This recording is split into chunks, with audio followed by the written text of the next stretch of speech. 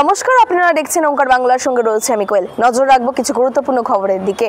দক্ষিণবঙ্গের ডিভিসি ছাড়া জলের মতো ভিন রাজ্যে জলে ভাসে উত্তরবঙ্গের একাধিক জেলা। সমস্যার সমাধান এবার ইন্দো ভুটান রিভার কমিশনে পশ্চিমবঙ্গকে রাখার জন্য কেন্দ্রের কাছে দাবি জানালেন মুখ্যমন্ত্রী মমতা বন্দ্যোপাধ্যায়। এদিন সরকারি সভা থেকে মুখ্যমন্ত্রী বলেন, এ ব্যাপারে কেন্দ্রকে আমরা ইতিমধ্যেই জানিয়েছি যাতে আমরা কোঅর্ডিনেট করতে পারি। দীর্ঘ প্রতীক্ষার পর অবশেষে আশার আলো দেখা যাচ্ছে কলকাতার অরেঞ্জ লাইন মেট্রো প্রকল্পে। কবি সুভাষ থেকে বিমানবন্দরে পর্যন্ত লাইনের কাজ প্রায় শেষ হলেও চিংড়িঘাটা 366 মিটারে অসমাপ্ত অংশ আটকে রেখেছিল গোটা প্রকল্পকে।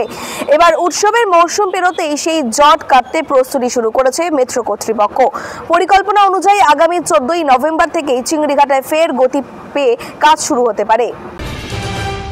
আরজিকর কাণ্ডে ফের তলব করা হলো আরও এক প্রতিবাদী চিকিৎসককে। শুক্রবার হেয়ার স্ট্রিট থানায় চিকিৎসক উৎপল বন্দ্যোপাধ্যায়কে হাজিরা দেওয়ার নির্দেশ দেওয়া হয়েছে। এর আগে বউবাজারের এবং হেয়ার স্ট্রিট থানায় বেশ কয়েকজনকেও কিন্তু হাজিরা দেওয়ার কথা বলা হয়েছিল। এরকমই অন্যান্য আপডেট পেতে হলে অবশ্যই চোখ রাখবেন ওঙ্কার বাংলার ডিজিটালে।